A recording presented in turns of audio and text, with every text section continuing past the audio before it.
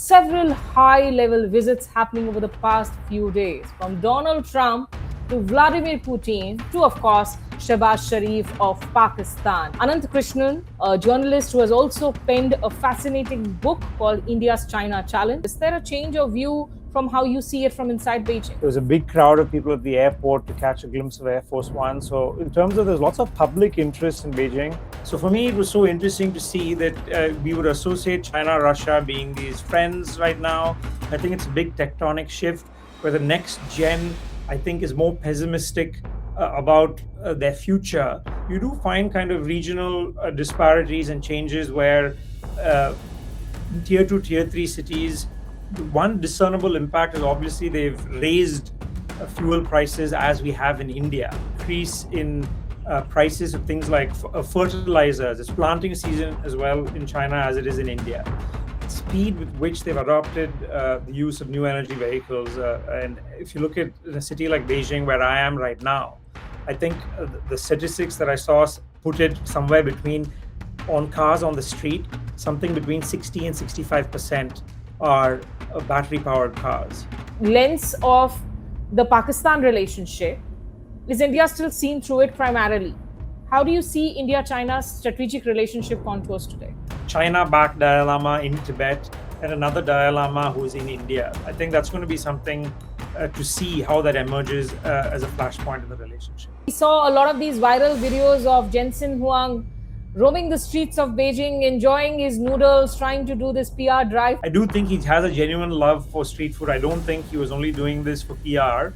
But even if he was doing it for genuine love of street food, it was a masterstroke because it played really, really well. Hello and a very warm welcome to another edition of the Foreign Policy Dialogue, where we bring you deep dive conversations on global issues of importance. And today we focus on the country where we have seen several high-level visits happening over the past few days, from Donald Trump to Vladimir Putin to, of course, Shehbaz Sharif of Pakistan. Xi Jinping has been a very busy man and a president hosting all of these global leaders. And to try and get a sense of what's really happening inside China, I have somebody who really understands the country well, has been reporting from the country for a long time, and somebody whose work I have a deep admiration for. Anant Krishnan, who is currently the director at the Hindu Group, a journalist who has also penned a fascinating book called India's China Challenge. You must read it if you haven't yet. And he joins me from Beijing today on this episode. Thank you so much, Anant, for finding time to do this. My pleasure. Thank you, Smita. You know, I know you've also been very busy the past couple of days reporting on all the big events and the big meetings and visits that have taken place. If I could start by asking you, as far as that big meeting between Donald Trump and Xi Jinping was concerned, did you have fun covering that story? You know, your inside account of a reporter, first of all, of, any challenges that you faced in covering that story. Yes, Smita, I don't think fun would be my word to describe it. Only because the access, compared to past US visits that I've covered in Beijing, compared to the first Trump visit from his first term and the Obama visit, for whatever reason, there was much less access this time. So it was kind of limited to the journalists that he brought with him from Washington. So the correspondents in Beijing really weren't given that kind of access that we had previously. But I will say there was a lot of excitement in Beijing for all the things that you read about the problems in US-China relations. The fact is that the US president coming still is a big draw. The whole sort of neighborhood around the hotel where he was staying, the Four Seasons, there was a crowd of people, just waiting to see his convoy come and go. There was a big crowd of people at the airport to catch a glimpse of Air Force One. So in terms of, there's lots of public interest in Beijing. And I think the government was kind of happy with that as well, because I think for them, one of the big takeaways, which we can come to, but I think one of the big takeaways for China was the whole optics of the US president coming to meet Xi in Beijing and showcasing China as his global power. So for them, that was a big win. Yeah. So, Anant, taking forward what you were just saying, give us a sense of how is the Chinese media, the Chinese commentators writing in the space, because you also are fluent in Mandarin, You understand the language and the culture there. How are they viewing this Donald Trump-Xi Jinping meeting? Are they looking at it as a reset? Are they looking at it as America finally waking up to the power that China is today? What are the kind of comments that you're reading? I think the sort of key message that seems to be emphasized by them, I think reading between the lines, is this notion that China and the US kind of now have a sense of parity. This phrase that they've been sort of emphasizing over the last few days has been, this thing that President Xi Jinping came up with to Trump, which is to come up with a relationship that emphasizes strategic stability. And this is something that obviously taking a lead from President Xi, that analysts in Beijing have been repeating. And for China, stability means kind of toning down some of the more competitive aspects of the relationship that we've seen. For them, the big issue has been US getting involved in Taiwan in any way, and of course, export controls. And I think they're also probably prepared to give up something to achieve stability from what the Americans want, which Trump just wants China to buy more stuff, to put it very simply. So I think that's been the kind of emphasis from the Chinese side, which is that they hope for the next 3 years at least that there will be some stability in the relationship. But I will add, Smita, because it's not any president you're dealing with, because it's Donald Trump, I think everyone knows that no one can be quite certain how long things last with him. Things can change on a dime. But the hope is for the next 3 years at least, they feel they've come to this kind of detente or understanding with Trump. But when we look at the readouts that came out of that big meeting, and I was speaking to Ambassador Ashok Kantha about it, they looked like two different readouts of the same meeting. While there was a convergence on the economic gives and takes, perhaps to some extent, the interesting use of the Thucydides trap by Xi Jinping right in his comments. Also, the White House kind of stressing on the fact that the Chinese agreed to their view that no militarization of the Hormuz Strait, no toll taking. But the Chinese seem to have a different explanation for it when Mr. Wang Yi was interacting with the press, and a different approach altogether. Was that the sense that you got to? For sure, I think this visit was short on concrete outcomes, the kind that you and I would usually be looking for when we cover these visits. Is the first thing is we're like, okay, let's look at the joint statement and look at what comes out of it. And there was no joint statement to begin with. If you look at the contrast when Vladimir Putin came to Beijing just a few days later, and they had this comprehensive, detailed joint statement, which is what you usually expect from these state visits.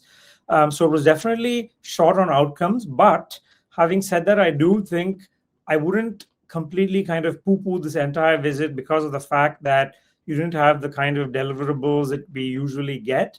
I think that speaking to what both sides were saying, they do feel it was valuable and it was a conversation that had to be had. And at least there's a hope that it will put a floor to the relationship, which has been kind of in free fall. And how long it lasts, as I said, we have to wait and see. So I would say that there was a shortage of outcomes of the kind that we usually expect for a visit of this scale. So having said that, I mean, just soon after, we also saw another meeting that took place, another visit that took place, that was Vladimir Putin. Now, give us a sense of really the view of the Vladimir Putin meeting. It was something, of course, that was scheduled for a long time. It was a special occasion too.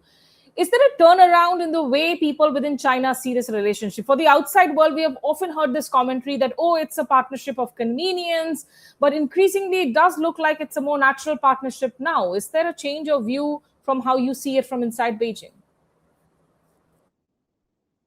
I will say one thing very strange, Smita, being here for these two visits was the contrast in terms of the public attention on the US and a difficult relationship, and a complete lack of public attention and interest on Putin's visit, probably because I think they take it for granted that this relationship is so strong and Putin has been here before. So for me, it was so interesting to see that we would associate China, Russia being these friends right now. Both of them publicly keep saying, the leadership publicly keeps saying that the relationship is the best that it's ever been in history. but the contrast and lack of fanfare and attention of the kind that we saw when Trump came, where that was the only thing people in Beijing were talking about. Every taxi that I was in, every person on the street that I ran into, they were all talking about Trump. And Putin came and went with absolutely no public attention or interest, which is quite something you wouldn't expect. But in terms of the hard business of the relationships, like I just said, if you look at the joint statement that they came up with, the thing that struck me was such a close aligning of their worldviews. Not only did they release the typical kind of joint statement, but they also put out this document, this vision document of multipolarity in the world and how they see it. And it was so striking because of, you had China saying all these things to Trump when he was in Beijing about how they want stability in the relationship. And 3 days later, they come up with this document, which is pretty much eviscerating the United States and talking about the need for a multipolar world and talking about the dangers of having one hegemon who's imposing their will and imposing sanctions and coming out against all these things, coming out against the use of military, obviously talking about Iran. So there's such a close aligning of worldviews. Even if one of the things we were looking for was this big energy deal they've been discussing, they didn't seem to have completed it. But I think despite that, just taking a step back, Smita, it's very clear that it's such a meeting of minds between China and Russia, which we have to kind of acknowledge at this point of time. So, when you speak to people within China today, whether it's foreign policy experts, diplomats, scholars, and all, do you get a sense that they are looking at what many would be defining as a bipolar world moment with China as this big force? Do they feel that they have actually arrived there? It's interesting that the only reference to G2 in the Trump visit was by Trump and not by China. This was when he was just left Beijing and he was speaking with reporters on the way back to Washington. He actually said, I love this term G2. So I think it kind of chimes in with his worldview, which I think in India, it's something that should cause discomfort, where he seems to think the world is ruled by these three big powers. He puts Russia in the same bracket as well. So you could see how he refers to China and Russia as very different from how he refers to other countries.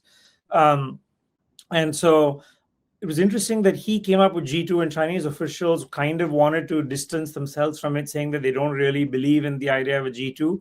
But putting aside that kind of pro forma clarification from them, everything else about this visit spoke to China implicitly, kind of speaking to the fact that they do enjoy having this kind of or portraying this parity with the United States. And speaking of a relationship of stability, speaking about, I think Xi Jinping to Trump's face said that the world is seeing changes unseen in a century, which is kind of his trademark phrase that he uses to reference the fact, his pet theme of the West being in decline and China being on the ascendant.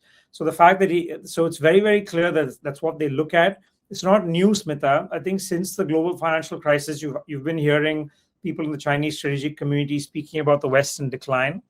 I think Trump coming back to power and what we're seeing in Iran only reaffirms that for them, that you are looking at a world in transition.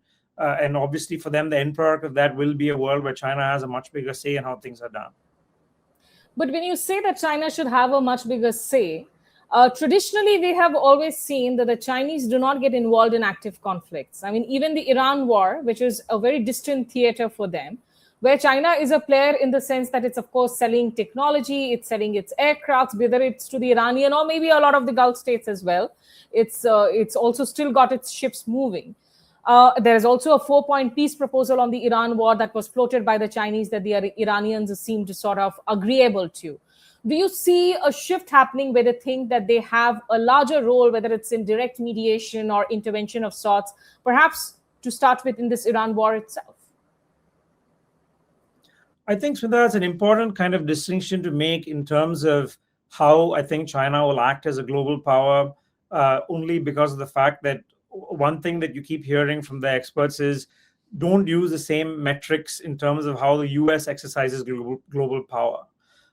For them, for China, influence isn't only just, say, going in militarily or sending its troops. It's also a capability issue. I think they themselves acknowledge this huge gulf at the end of the day between the US military and the Chinese military. There's no doubt about that. They can't exercise power the way the US can, but they do look at exercising global power in different ways. So, which is why I think when we want to assess China's influence, we probably need to look at different metrics from what you traditionally have associated with the US exercising power in the last few decades.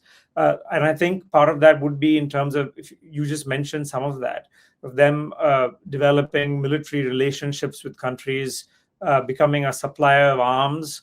And more than that, I think something we've already seen, wherever you've had, even say from Afghanistan to even Sri Lanka closer to home post-conflict, even wherever there's a change in government, just by their sheer economic influence and the economic weight and the economic presence that they have, they do come in and become a presence in all of these places and exercise influence in a different kind of way.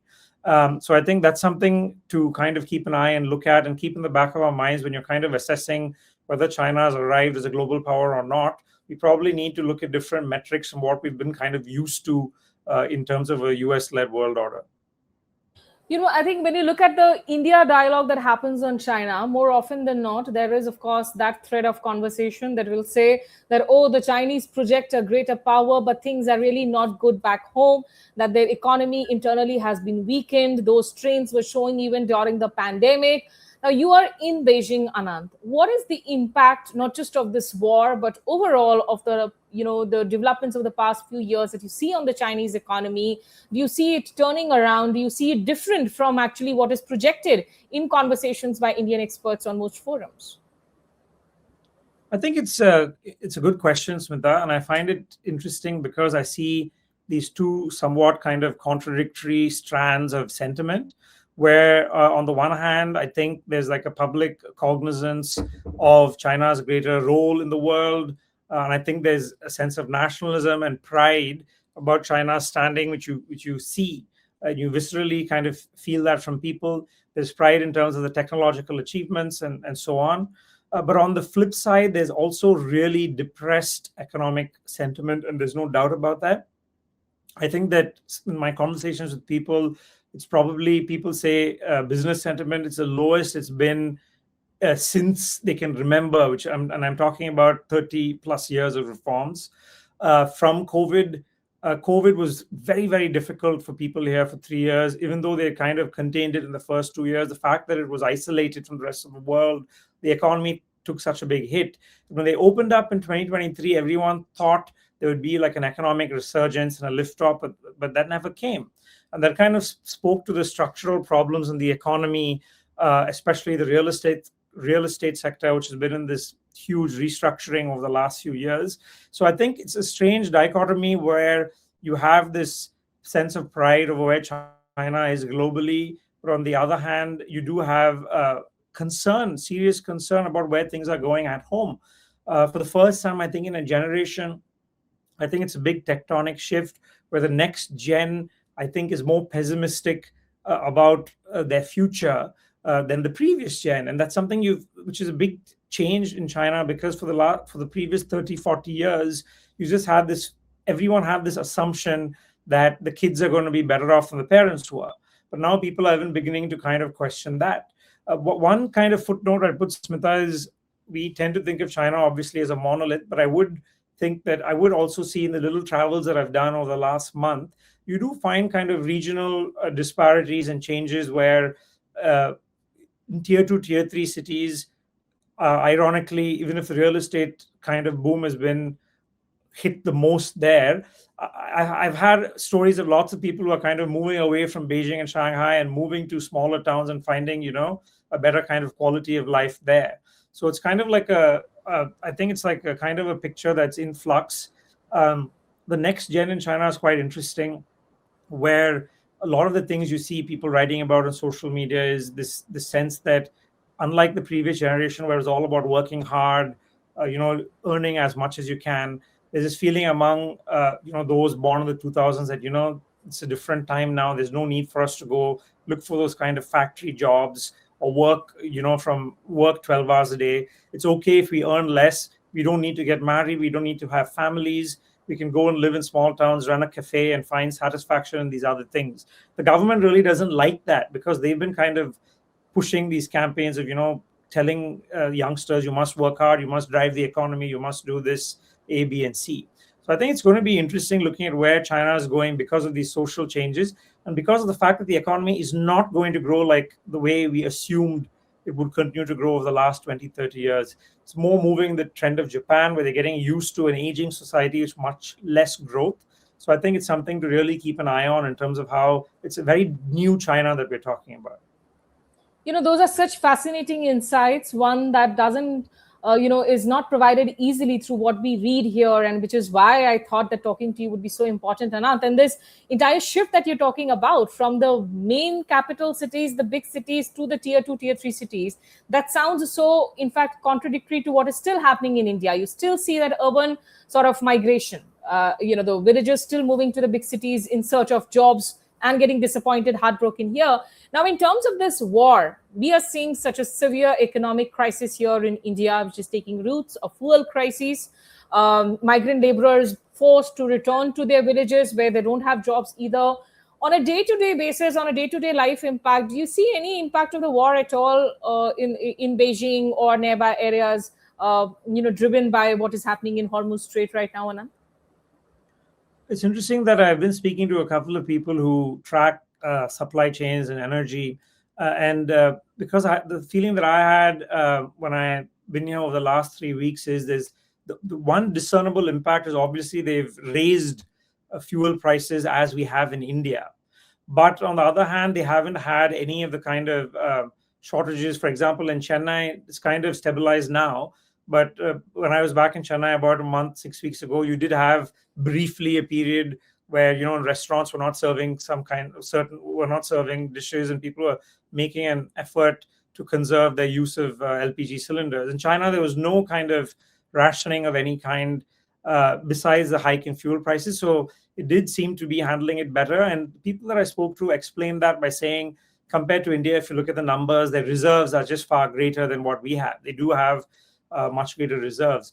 But having said that, no one is feeling kind of unbothered about the impacts of this war. There's huge concern. Down the supply chain, people are saying that already you're seeing an increase in prices of things like fertilizers. It's planting season as well in China as it is in India.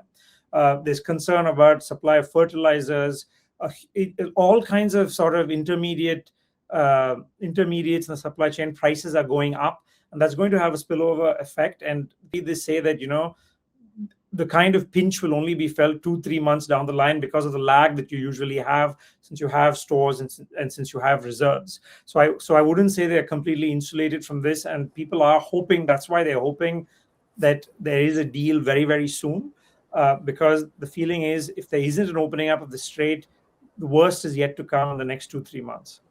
So do you see ordinary Chinese also talking about it on the streets, in the markets? And if you could just put the fuel price hike in the context of the Indian fuel price hike that we see, we've already seen it, bit by bit increase to at least 10 rupees per liter. Depending on the city that you are in. So what's really the kind of fuel price hike that we're talking about in China?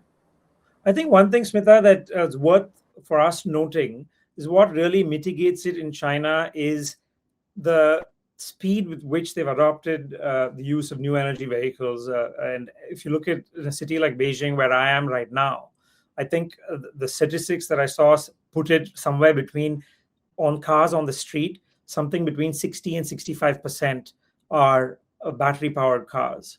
And that makes such a big difference. And so I think the debate that's happening here now is what's happened in the Strait of Hormuz in Iran, for many people here, has only reaffirmed the fact that they really need to go push even more in terms of adopting EVs, in terms of adopting renewables. And obviously, China is a world leader in that even before this crisis happened. So I think for them at a policy level, it's only reaffirmed for them to push hard in this direction. I think that's really mitigated a lot for people. Because here, for example, another thing I don't know if people in India will be familiar with, in Beijing, all the two-wheelers, for a long time, they do not allow petrol-powered two-wheelers. The only two-wheelers that they allow in Beijing, for which you get a license for, those are electric-powered and battery-powered scooters. So if you look at that, everyone who uses a two-wheeler is unaffected. Right. And so I think that's really kind of lessened the impact because of this huge adoption of electric two-wheelers and four-wheelers. And do they have a good, solid, robust public network too? Of course, I mean, that goes without saying. I think in most cities in China, especially Beijing as well, you do have a huge bus and metro network. Plus, it's still Beijing's famous, obviously, historically for its bicycles. So that's something that stayed in the DNA. So you have a city with bicycle lanes and this huge emphasis on public transport, which again, I think something for us to reflect on in terms of lessening the impact of fuel price hikes. Absolutely. Just the last couple of questions, and then of course I can go on and on, but we'll do another episode with you. We also saw the other visit that happened, which was Shehbaz Sharif, and Pakistan has placed itself, of course, as the key mediator between US and Iran. And Shehbaz Sharif coming to China again, the reiteration of that deep bond, the friendship, that reference to Kashmir, rejected, of course, by the Ministry of External Affairs. Now, how does China today really view India strategically? I mean, Ambassador Ashok Kanta argued that India has lost strategic salience, both with Washington and with Beijing, and it needs to get back to the drawing board. So when it comes to this lens of the Pakistan relationship, is India still seen through it primarily? How do you see India-China's strategic relationship contours today? I would say two things, Smita. One, I think it should be no surprise to us, but I think the Shehbaz Sharif visit and the Pakistani Army Chief Field Marshal Munir came with him as well, only reaffirms what we should be very, very clear about, which is that the China-Pakistan relationship is as deep as it ever was. I think they look at Pakistan as this ally for them, probably only on a par with North Korea. I think they're in a group of two as far as China is concerned. I can't really think of another country that they look at in the same way. I think they obviously they don't say it, but for them, building up Pakistan as a counterweight to India, to keep India kind of pegged down in South Asia, has been a linchpin of China's foreign policy, and I don't think that's going to change, in any way, shape, or form. If you look at the way they've been building out the Pakistani military, if you look at the way that even during Operation Sindoor, they were coordinating actively with Pakistan, which is something that only reaffirms what those of us who have been following this relationship for a while have seen, which is that, sometimes I occasionally see op-eds in India, people sort of put a thing out about, India looking to stabilize with Pakistan as a means of counteracting this China-Pak, nexus we're dealing with. I think there's no way of, I see no evidence to say that, the diluting this China-Pakistan nexus is something that's going to happen for a while now. I think that's here to stay, and it's going to be a huge challenge for India to deal with this on both fronts. Have no doubts about that. But I will, to your second question, Smita, on is China looking at India through a Pakistani lens? I would kind of rephrase that a little bit. I think they look at India more through a US lens, more in terms of their big relationship with the US and where India fits in. I think that they are kind of concerned about India-US ties, and so part of how they deal with India is to kind of ensure that India maintains some distance with the US. And so I think that's kind of how I think that's been the biggest problem, besides the boundary and besides Pakistan. I think one of the bigger problems in the India-China relationship is the fact that for China, it's kind of a secondary relationship where the US is this obsession and determines the way they deal with so many other countries.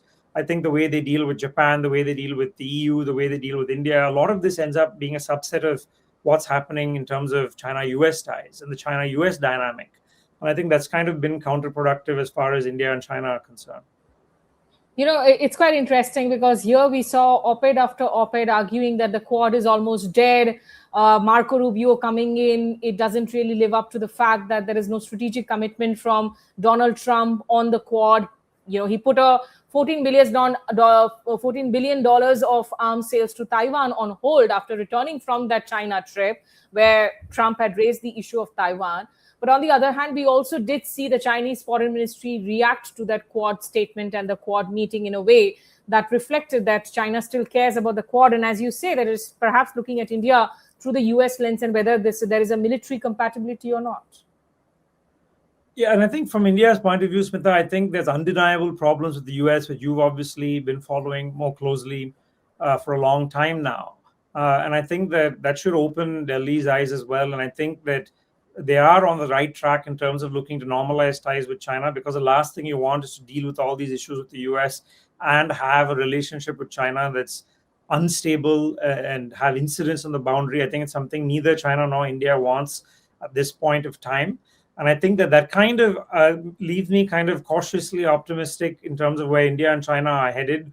They've just had a meeting of the working mechanism on the border where they spoke about trying to make some progress before the next meeting of the special representatives, with NSA Dole is supposed to come to China this year. President Xi Jinping is supposed to go to India this year in September for BRICS.